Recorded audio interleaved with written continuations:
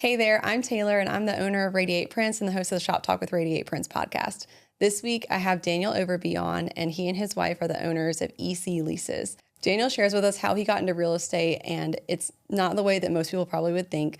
He had a full-time job and began purchasing houses, and he actually bought one house a year until he got 12. Now him and his wife, Michelle, own more than 50 houses in the grid, and they are not your typical landlord. One thing that I think is really cool about them is the level of customer service they take it, and they do something when their residents first move in that I think is really cool, and we kind of go into it, and it seems that the way that they care for their students that live in their homes helps them leave the home with more than just saying, oh, I had a place to stay in the grid, but they leave with life skills. And I'm really excited for you to hear this episode if you're someone who's interested in real estate. Daniel has some great advice on how you could get into it too. Can't wait for you to hear this episode. So let's tune in.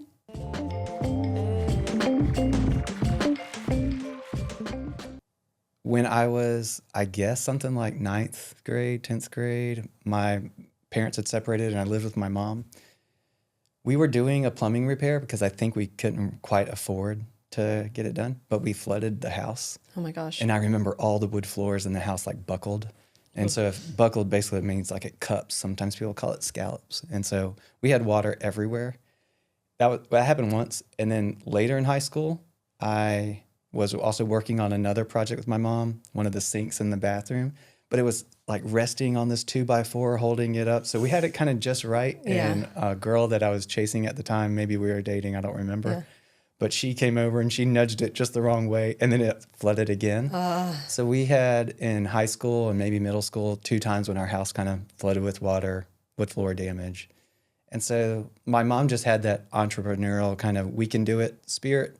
She was willing to try stuff. She was willing to make mistakes. And so being around her was kind of like, what's the worst that can happen? Yeah. And so if the worst that can happen is your wood floors, I mean, that's kind of a big deal. I don't really want that risk anymore. It's like, if that's the worst that can happen, like, wait, I'll come do it. Yeah. So there are some things where, but for her, it wasn't the end of the world. Okay. And so just kind of set the bar. My bar is a little bit different than of like what's worth the risk. But it just helped me say like, the worst that can happen is not so bad. Yeah. So being young, getting started there where it's like, okay, there's something to do here that would be fun. And there's something here to learn. So like learning stuff is really exciting. Like when you and I get together with our families, sometimes like if you or Nick say, hey, I've got something for you, I know it means y'all have some kind of hot or controversial take that's exciting for me or something that I haven't heard before. So it's like, hey, I've got something for you. When my friends say that, I know it's like they've got something that they're learning or exciting. So Yeah. I really enjoy this. Yeah, well, I think me and Nick kind of view you and Michelle as a mentor, sounding board in business, and we always appreciate it. And I'm always curious to hear your takes. So that's why I wanted to have you on the podcast. Yeah. I really like controversial things, or not necessarily just for the sake of it being controversial, but sometimes there are things that are like just lying in plain sight. Yeah. Where it's like, people don't talk about this, but like, why? I was talking to my cousin and I had asked him, how much money do you have in the stock market? And I think he's really successful. And he's like, hey, that's a really personal thing. I said, no, it's not. It's just a number. Like numbers aren't personal at all. Yeah. So it's like the attachment that you have towards the number. That's what is, because you're putting your ego or your pride or your success or like, am I doing a good job or not into that? And so that's what makes it personal. But in and of itself, it's not personal at all. Right. It's just a number, it's just not a personal thing. So I like talking about things and trying to reframe it in a new light where it's like, oh, if I see it differently, then does my approach or my behavior change a lot? And so I know this has nothing to do with EC leases and renting out houses, but it's just, these are actually the things that I enjoy really thinking about. But then in my work life, I just love serving people. If I could just go around, like we were just talking before we got started here, a lady's hot water heater is not working. My immediate thing is like, oh, I want to get fixed that. Yeah. So for me, serving people, that's like where a lot of the fun is. Mm-hmm. What exactly do you do, and how'd you get into it? Michelle and I own a business called EC Leases in Greenville. We rent out houses mostly to college students. There's a neighborhood right by 5th Street and downtown and Elm Street. All this area is students call it the grid. There are some neighbors that don't like that term and they prefer Tar River University Neighborhood Association, which is called TRUNA. So you could call it TRUNA, you can call it the grid, either one. respect both of the names. This is the first time I've ever heard it called Truna. Yeah. So thank you for the advocacy on behalf of those concerned neighbors. Yeah. So for all of our neighbors who prefer Truna, we rent out houses in that neighborhood. For all of the students and people probably younger, they're going to call it the grid. So we rent out houses in the grid. And how many houses do you guys have? We have 54 units now. Maybe it's in like 35 buildings. I started before I was married, so this takes us back 20 years ago. And I was raising support. I had graduated from ECU. I was a chemistry major, and I did nothing with my degree. So yay. But I really loved it. The theory was great, but I didn't like lab work. Mm. So I was planning on going to medical school, but I felt like God had called me to go into ministry. Mm. And so when I talked to my parents about it, I was pretty nervous because I was like, man, I graduated. I was good at school. I graduated top of my class. And I just loved taking tests. To me, taking tests are fun. But I was nervous because what are my parents going to say?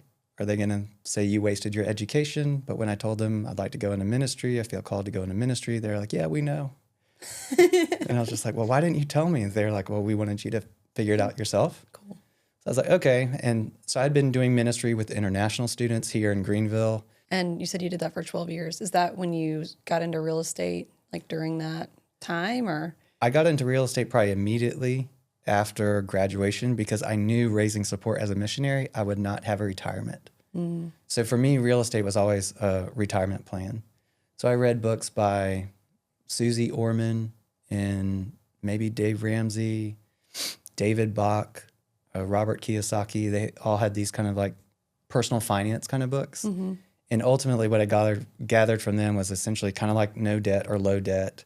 Try to max out any kind of retirement that you can, and then try to buy one house a year.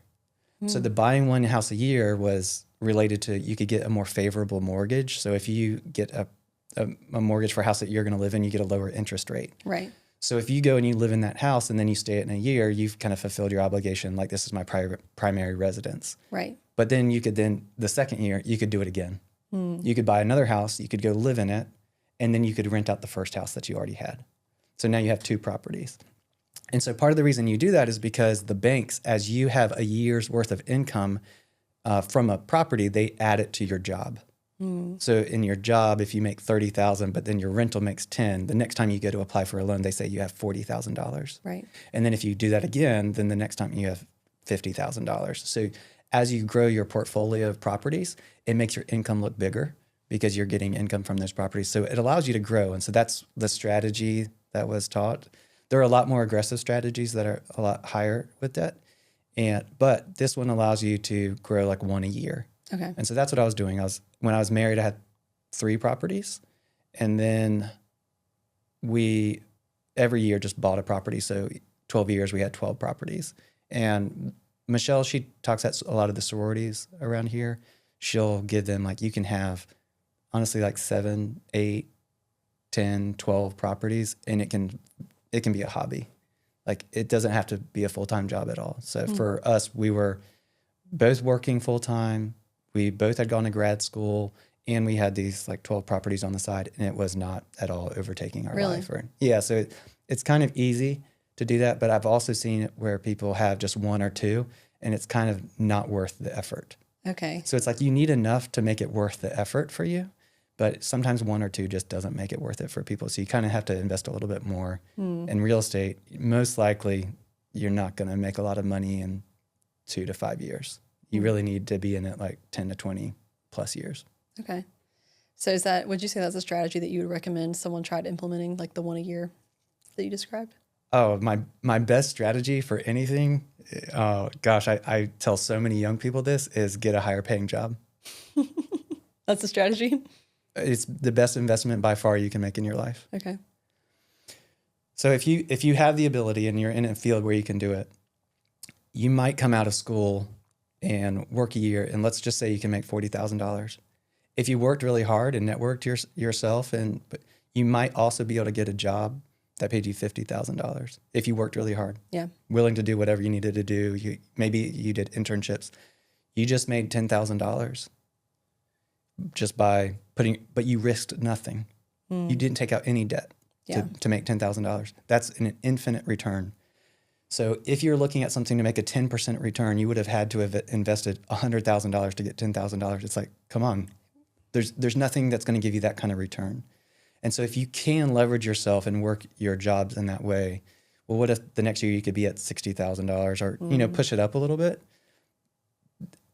How many properties would you have to buy to make $10,000? Probably like 3, 2. That just depends on like what price point we're talking about. So the return on that investment is like nothing can beat that if you can get a higher paying job.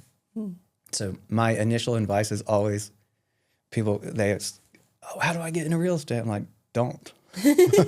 Like never, or just not initially? But not initially, because if you're going to get loans, it's all going to be based on your income. So you might as well get a better paying job. So if the banks are telling you that the way that we're going to give you loans is to get a higher paying job, they're trying to tell you step one is maximize your income.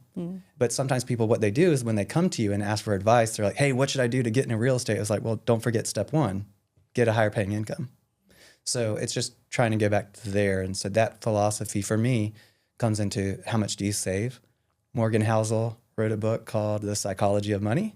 And he says that the rate of savings that you have in your life is going to by far be much more important than the rate of return you get on your investments.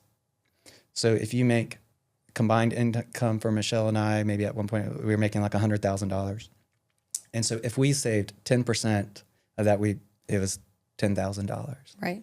But if we saved 20%, $20,000. If we save 30%, $30,000. It's like there's no amount of money we could have invested to make $30,000. Right. Our savings rate determined everything. And so we were double income, no kids. We're still, we don't really have income in the same way from a job. But because we were double income, no kids, we lived on really less than one salary. So the second salary was all savings for us. So our savings rate was probably like 50%. Wow. And so because we were saving so much, we were able to get out of debt. Okay. And so that to me, when people want to know, like, how do you do it? I advocate for really low or no debt and incredibly high savings rate for as long as you can. And for me, it was a game.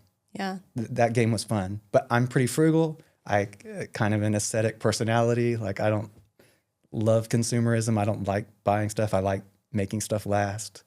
So that just kind of fits for me. Not everybody's going to be able to do that or want to do it that way. Other people will do it a different way. But for me, living on less and sacrificing for myself was a fun way of doing it. Yeah.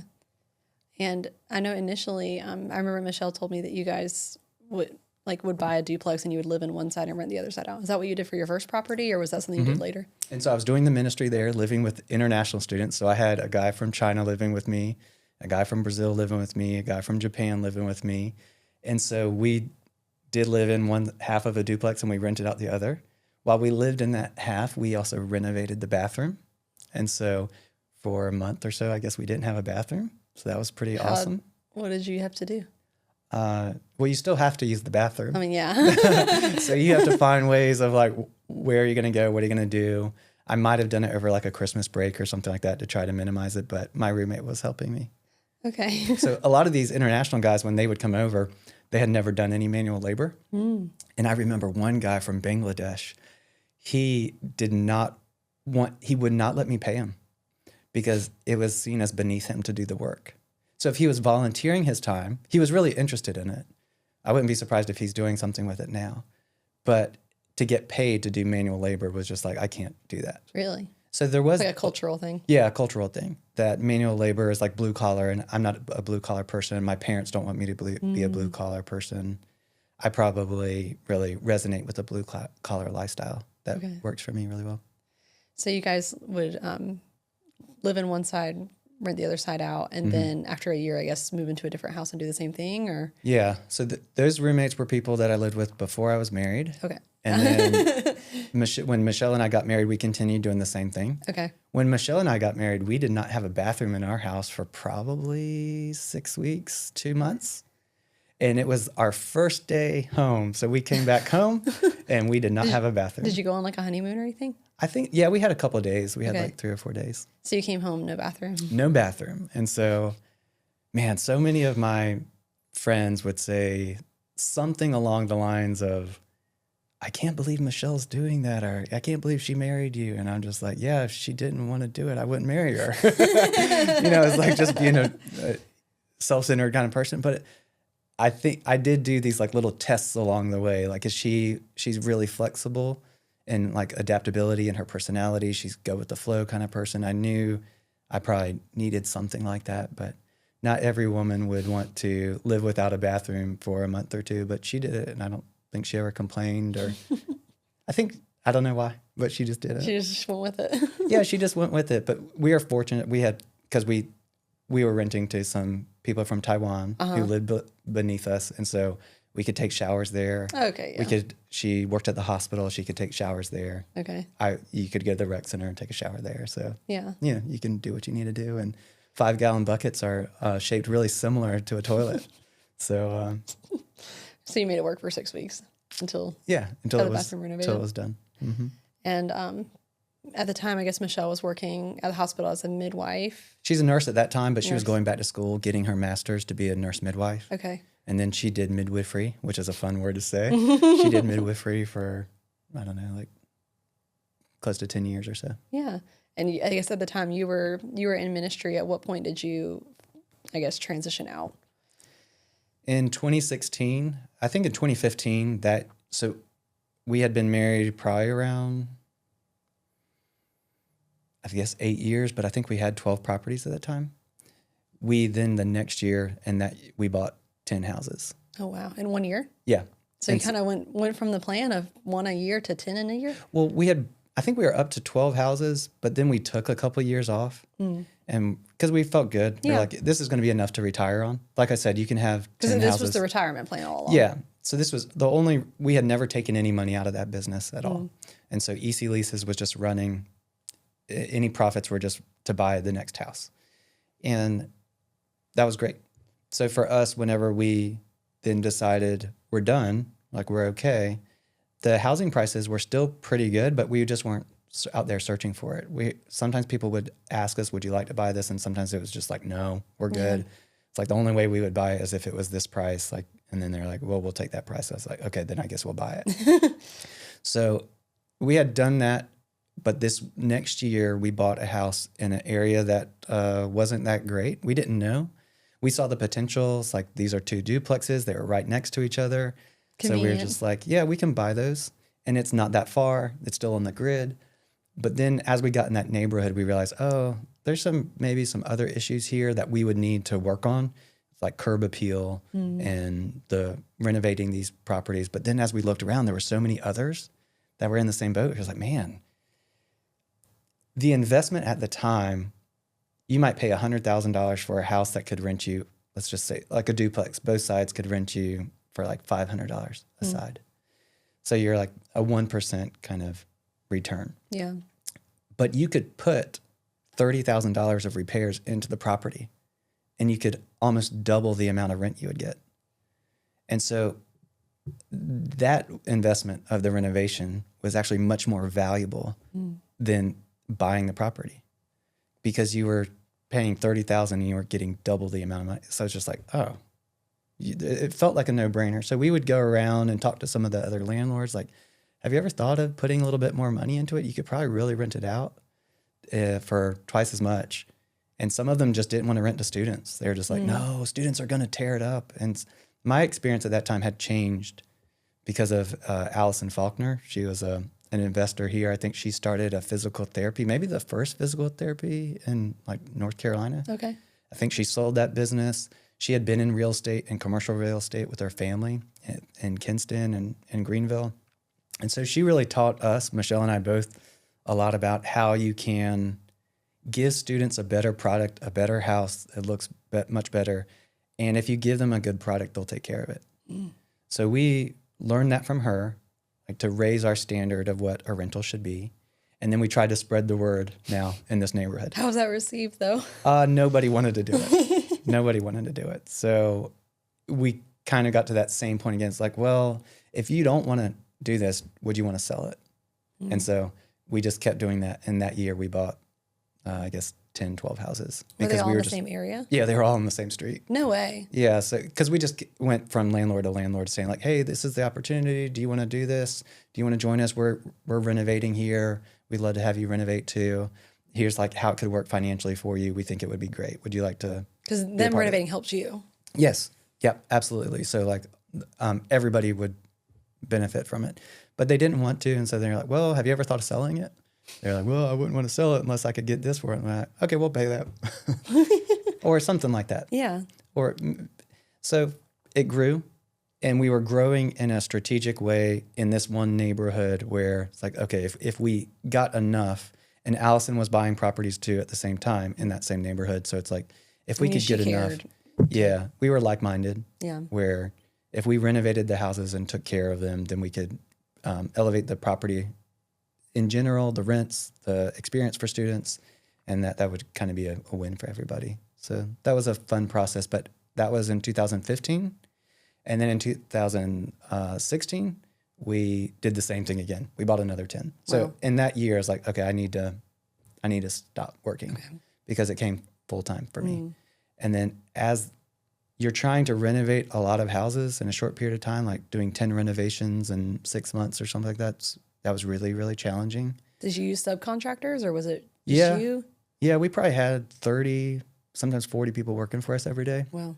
And my sister was working a lot with our business. She helped us organize so much with the operations.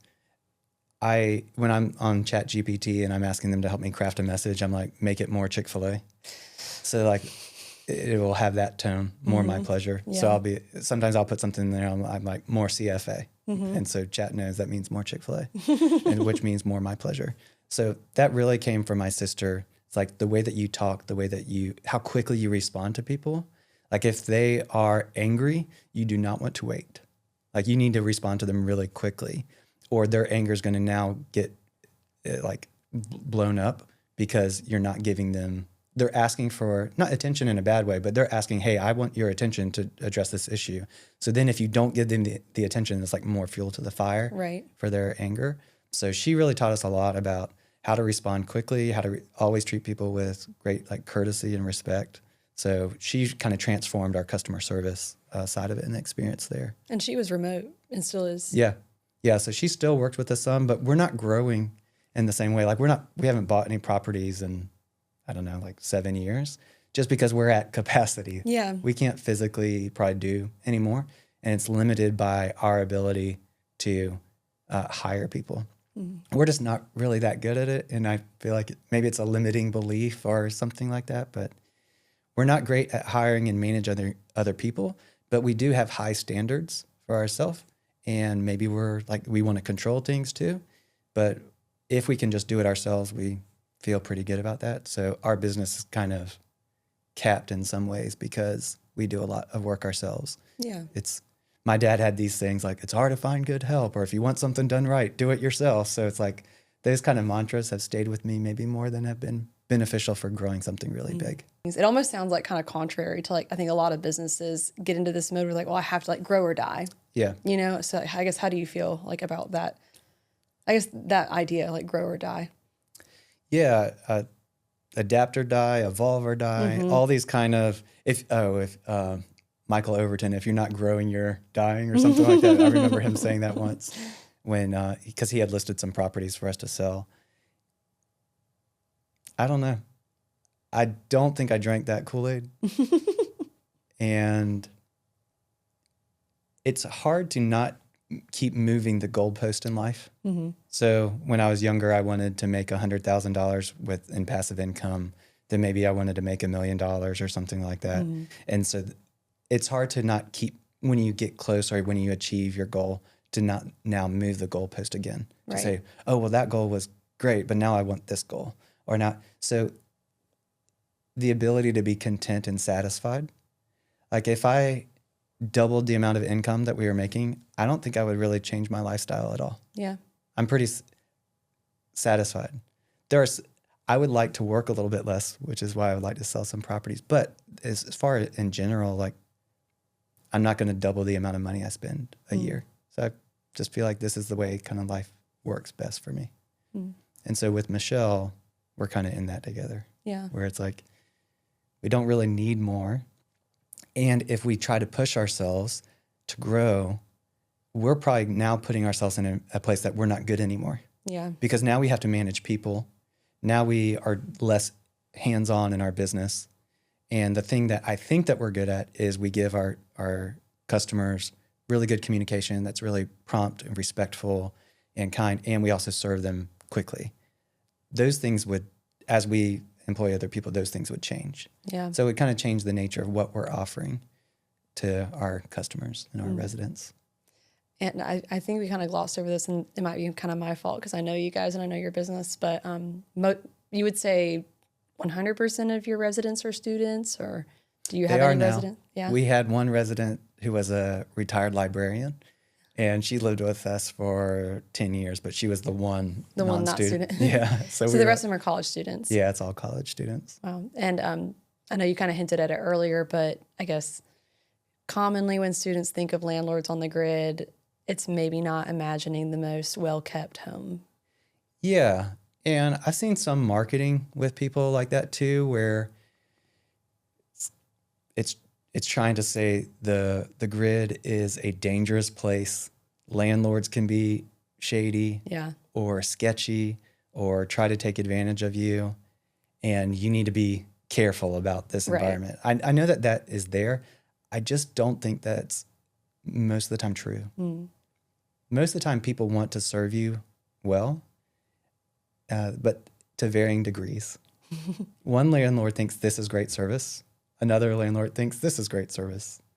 I think our standard is just high. Yeah. The standard that Michelle and I hold ourselves to, it's just a little bit different.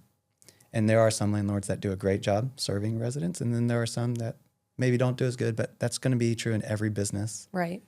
There's not a policy requirement of how quickly you have to respond to your customers.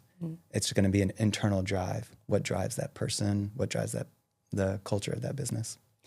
And there's something that you guys do with your residents when they first move in that I think is kind of unique. Can you talk about when a student like moves in, like how do you handle that? What do you do? Yeah, so a lot of this comes from my sister Rachel and her influence in the business. We are talking and serving young people who are adults. They're going to be over 18 or older. And they want to be treated like adults and talked to like adults. But yet, in their experience of being on their own and taking care of themselves, they're 1 or 2 years old. So you have this human body that's 18 years old, but then in their life adult ability, they're 2 years old.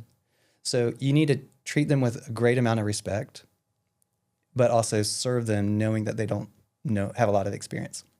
So we do an orientation. So when our residents move in, we do an orientation, and it's 45 minutes or so. So before they get keys and before they get to move in, sometimes you have parents like tapping their foot in the background, like, hey, we drove like 5 or 6 hours to get here. Why aren't we allowed to bring stuff in? It's because, well, I know that you know this, but you are an adult that's lived in a house on your own for 25 years. Yeah. Your son or your daughter has not. So we're going to show them how to change air conditioning filters if they have a flood, which I've had some experience with. Sounds like it. How to turn off the shut-off valve underneath the toilet, underneath all your sinks, and how to pay rent, how to submit a maintenance request, and what things are included, like how should they hook up their internet. What we want them to do is to say, I've at least seen it once. Michelle will make it a little interactive, like, hey, can you turn that for me? Watch what happens with the sink. I'm like, oh, it turns off. They're like, oh, I didn't know that. Yeah. How much you should put in a washer machine. Don't put your comforter in there, because sometimes people put a comforter in there and it's like the washer machine's going around kind of banging. But it's just like, yeah, it's not designed for that. You probably need like 2/3 of the way full is enough. And then how to get the lint out of your dryer so that it will not take a really long time to dry. So I think there's all these little things that we learn over time. And so what we're trying to do is just give them an experience to say, this is what it's like to live in a home. Because if they're coming from a dorm or they're coming from an apartment, maybe a lot of those things were being done for them. They just didn't see them. Right. And so what we're trying to do is say, we're here to help you. We can guide you along the way. We're just going to show you a few touch points, but then we know that they're going to ask us about it, because even using a thermostat, which sometimes seems easy, when I look at the design, it's like, it's actually not as easy as I think it is. Right. So they might need a little help, like what it's like to use a thermostat, switching it from heating to cooling or all that kind of stuff. So it's like, these are just normal everyday issues that I think sometimes I can see how a landlord would be like, gosh, they don't know anything, or why don't they know? It's like, well, I didn't either. It's okay. But it's like, that's why we're here. That's why we're a local business, and we live like a mile away from the homes. So we're kind of invested in it as a part of our life. It's not just like, we're available to our residents as much as they want us to be. So if they want us around, we're there. If they don't want us around, like, we're a mile away. Yeah. So it's like, we're local. And when someone submits a maintenance request, you guys are the ones that respond? Yeah, okay. We do. So like, it sometimes looks, because it's SMS, and it'll come and it'll look like an Android or something like that. And we even had one student, is this a bot? No, we're real people. Like, you can talk to us. And so now on all of our welcome text messages when they apply, or with parents whenever they do their guarantor form, we say like, we are real people texting you this. Like, if you have a question, feel free to text us back. So if we have a good communicator as a resident, they stand out really like high and above everybody else. So if we have 150 residents, we might have 15 or so that actually respond back to you. Like, we've got tours coming to your house tomorrow. We might have 10 people that say, okay. Really? Out of the 150. So people that are good communicators, for us, we try to hire them to work with us in the summer. So you do have some employees? Yeah, and it's seasonal. It's like contractors throughout the summer. So they're always able to make their schedule with us, but we try to hire people every summer to help us with turning apartments, like when someone moves out to when someone moves in. Okay. That period of like cleaning it, inspecting it, doing any kind of small repairs. We hire students to help us with those projects, and my mom comes up every summer and helps us with those projects too. Yeah. So you said you have, I guess, 150-ish students at any given time living with you guys? Yeah, it's around there. Okay. I think y'all's story shows that, like, when people think of real estate, I think they picture like the long term, like, continuing to move the goalposts of like, oh, maybe they want like a little, like one rental property and, so on, and then envisioning themselves becoming this larger business that like then subs out a lot of the stuff that you guys do hands on. But I really admire your dedication to customers, and I don't want to call them customers. It sounds weird. Like residents, I guess is that? I think it's appropriate to call them customers, because if the more distance you put between you and them, and the more like less personal of terms you use, like my renters or my tenants or whatever, let's say that's a little bit less personal, the easier it is to not treat them like a person.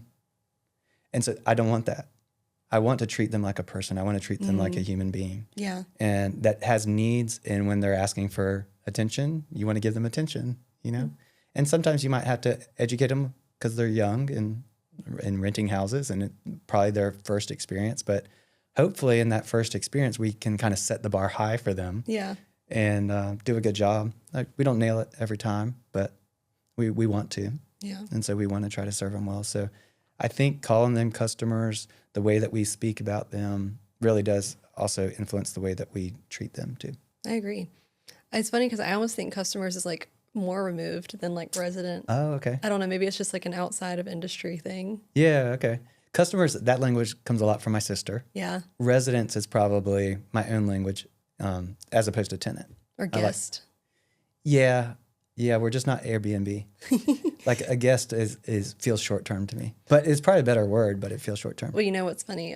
Nick used to work at Lowe's Foods in high school, and he was in one of the Lowe's Foods when they did that big rollout. Like if you know the Lowe's Foods they just built in Winterville, you know what it looks like. We're from Clemens, North Carolina, which is right outside of Winston-Salem, and we had a Lowe's Foods in Clemens, and they renovated it, and it looked like that one in Winterville, but it was the first one ever. Like, I think the Today Show came to Clemens to show off like the new Lowe's Foods, and maybe a few months before that happened, Lowe's Foods brought in Disney like consulting to come talk to the people who worked at the store to talk to teach them about like how they should interact. And Nick is like 16 years old, like bagging groceries. And there's like these Disney consultants in there, and they're talking to them about how they're supposed to interact with people and take care of them. And the biggest thing that they were like trying to like stick in their brain, for Nick at least, was that everyone is a guest. Yeah. And I think that's become more commonplace now. Like when you go, like you hear a lot of like larger businesses like Lowe's Foods, like calling customers guests, but that's what made me think of it. Yeah, if that works. Not in a pejorative way at all, but like, whatever kind of helps you say, I'm here to serve, the joy of serving people. And so I wouldn't want to lose that in our business or in what we do. Like the highlight of our day is serving our residents. And that normally means just solving problems for them, fixing things for them, giving them a beautiful home to live in. And when they move in, that it's clean and that they feel like, oh, I feel safe here. I feel comfortable here. There were so many times when I moved into an apartment that I first had to clean the house. Yeah. And so the first house that I lived in on the grid, I did not have hot water for like 2 months in the winter. And we had to come up with ways of how to get showers, but I did not have as many connections in the grid of people so my neighbors really helped me a lot. And sometimes they didn't even know they were helping me because they left their door unlocked. So sometimes I would just walk over there and just take a shower because the door was unlocked and I really needed to take a shower. So we just knew we could do it better than that. Yeah. Where as landlords, we could take care of people.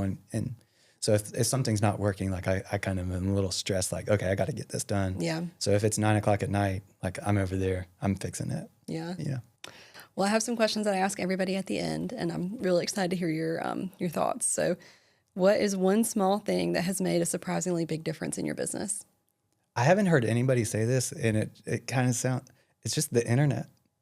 The internet itself, where we used to have phone books, but if I want to call somebody, I just look up the phone number. Mm-hmm. We have a software that uses the internet, so people can sign a lease that's not in person. Right. When we first got started, it was all in person. So the internet provides so much digital stuff.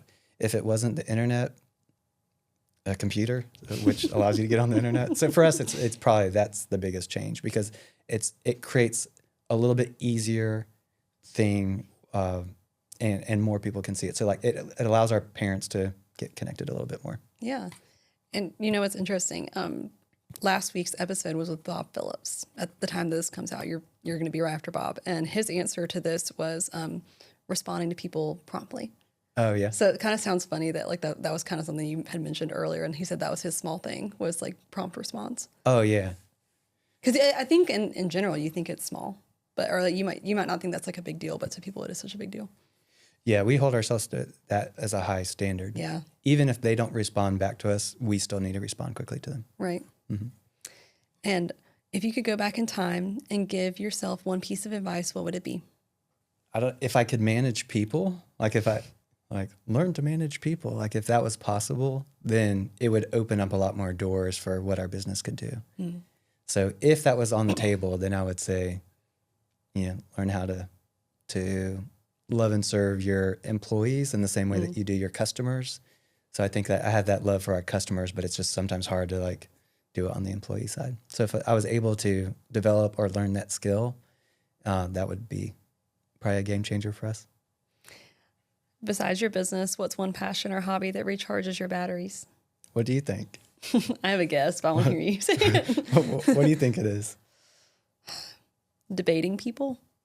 Oh, okay, yeah. I'm just kidding. I think it's, I was going to say surfing, or the book club. Yeah, you're right on all of those. So I get to surf and I get to ski. So those are, skiing. Those are a lot of fun for me, snow skiing. And then I really love like theology, biblical studies, which does get into philosophical and things like that. Those are tons of fun for me. Hot topics. I enjoy talking about those. And if someone was coming to visit Greenville for the first time, where would you take them? Radiate Prints. Just to get to see like where all these wonderful t-shirts are coming from. After that, we would stop by EC Leases and see like where beautiful houses are in Greenville. And then after that, we'd probably head over to Simple and Sentimental to see some personalized gifts. Well, if you come to Greenville the first weekend in November, you can come see Simple and Sentimental in person. The only time you can each year. Oh, do y'all open house or something like that? No, we do the Down East Holiday Show. It's going to be, I think it's around November 7th. It's the first technically the first weekend of November is like Halloween is in there somewhere. So it's the weekend after that. Oh, okay. And we're bringing a printer and doing live printing at the holiday show. So like personalizing on the spot. It's literally the only time you can see us doing simple and sentimental in person. I know. Your business is kind of hidden. Yeah. And how can people find EC Leases or you and I guess Michelle on social media? On TikTok, we are, what do you say for TikTok? Is it at or is it? I guess at. Mm-hmm. Okay. So on TikTok, it's at EC Leases. On Instagram, it's at EC_leases. Our website is ecleases.com. Most everybody reaches out through TikTok or Instagram, but they can find more about renting houses. We talk to a ton of parents too. So sometimes parents will call like, hey, what is this grid thing? Why is my son or my daughter telling me we need to do something now? And I'm like, yeah, I know it sounds crazy, but if you don't do it now, like that house will be gone. Mm-hmm. So yeah, those are the ways to reach out to us. Well, thank you so much. Thank you so much for coming on, Daniel. I really appreciate it and appreciate you coming on for your time. My pleasure. Yep. And thank you so much for tuning in, and we'll see you next week on Shop Talk with Radiate Prints.